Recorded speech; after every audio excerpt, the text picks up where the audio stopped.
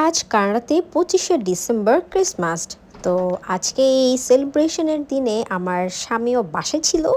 তো আমরা সবাই মানে বাসার সবাই আর কি নেইবার যারা আছে সবাই মিলে প্ল্যান করলাম যে আজকে আমরা একটু আউটিংয়ে যাই, একটু বের হই, কারণ সবাই মোটামুটি কাজ করে, কারো তো সময় থাকে না। তো আমরা একটু ক্রিসমাস ভাইব নেওয়ার জন্য একটু রেড রেড পরেছিলাম আর কি। ওই যে পিছনে আপু ছিল, আনাফ ছিল, সবাই ছিল, একটু হাই হ্যালো হলো। সো সচরাচর তো এরকম বাহিরে বের হওয়া হয় না। আর লাস্ট কয়েকদিন যেই স্নোফল ছিল, বাহিরে বের হওয়ার মতো কোনো ওয়েদারই ছিল না। কিন্তু আজকের ওয়েদারটা এত সুন্দর ছিল, মানে মাশাল্লাহ মাশাল্লাহ মাশাল্লাহ। মানে রোদ ছিল, তেমন একটা ঠান্ডা ছিল না, হালকা একটু একটু বাতাস ছিল, মানে সুন্দর একটা ওয়েদার ছিল। সো আজকে একদম পারফেক্ট একটা ডে আউটিংয়ের জন্য। সো আমি গাড়িতে বসলেই বরাবরই কিছু না কিছু খাই, কারণ গাড়িতে বসে খেতে জানি আমার কেন অনেক বেশি ভালো লাগে। তোমাদের কাদের ভালো লাগে গাড়িতে বসে খেতে আমাকে কিন্তু অবশ্যই বলবা। তো আমরা ঘুরতে ঘুরতে গাড়িতে অনেক গান শুনতে শুনতে চলে আসছিলাম ড্যানফোর্থে, মানে টরেন্টো, যেটা কিনা আমাদের এরিয়া থেকে অলমোস্ট 1 ঘন্টা 20 মিনিটের ড্রাইভ। তো আমরা এখানে এসে ঢাকা কিচেন নামে একটা রেস্টুরেন্টে বসছিলাম। এখানকার খাবার অনেক ফেমাস, যারা ড্যানফোর্থে থাকে তারা সবাই তো চিনেই। সো এখানে বসে আমি আর আপু ফান করছিলাম, আর এখানে অনেক গ্রোসারিও করলাম। তো গ্রোসারির ভিডিওগুলো নেওয়া হয়নি, অনেক বড় হয়ে যাবে, এই কারণে ওটা নেই স্কিপ করেছি।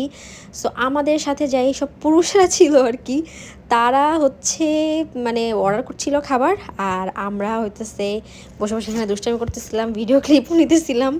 আপু আবার একটা সানগ্লাস পরে একটা ভাইব দিল, সোয়াগ একটা টাইপ ভাইব, মানে সেই হ্যাভি হ্যাভি একটা ফান টান করতেছিলাম। আর হচ্ছে বলতেছিলাম যে আজকে স্বামীকে খসাইছেন কত টাকা পয়সা হাবিজাবি।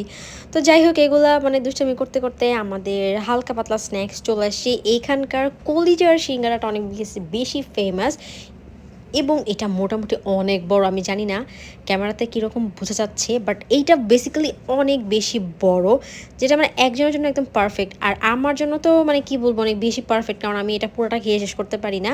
তো যাই হোক, আমি একটা প্যাটিস খাইছি, ভালো লাগছে। এরপরে রসমালাইটা দেখে খাইতে ইচ্ছা করতেছিল। তো আমার রাসুমণি এটা অর্ডার দিছে। তো ফার্স্টে আপুকে দিয়ে ট্রাই করেছি, আপু বলতেছে অনেক মজা। বাট উনি না আসলে হয়েছে একটু এক্সপ্রেশন বেশি দেয়, যতটা না মজা তার থেকেও বেশি। তো যাই হোক, এরপরে আমরা ছোটো ছোটো মোমো, ছোটো ছোটো সিঙ্গারা এগুলোও খাইলাম। তো এরপরে আমরা আরেক দলকে হচ্ছে গাড়িতে উঠাইলাম, মানে পুরা একদম মানে ঝিকিবিকি ঝিকিবিকি অবস্থা।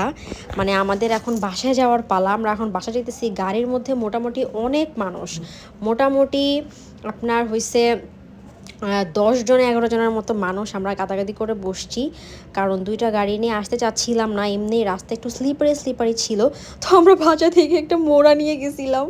তো একটা বাচ্চাকে মোড়াতে বসাইছি, এটা খুব ফানি ছিল।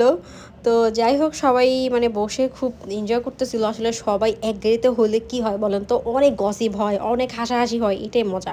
তো বাসায় আসার পরে একটু ডিনারের অ্যারেঞ্জমেন্ট ছিল আমাদের, যেখানে ফ্রাইড রাইস ছিল, কি বলে এটা, রূপচাঁদা ফিশের একটা ফ্রাইয়ের উপর একটা সস টস দিয়ে কিছু একটা, দেন একটা ভেজিটেবল ছিল।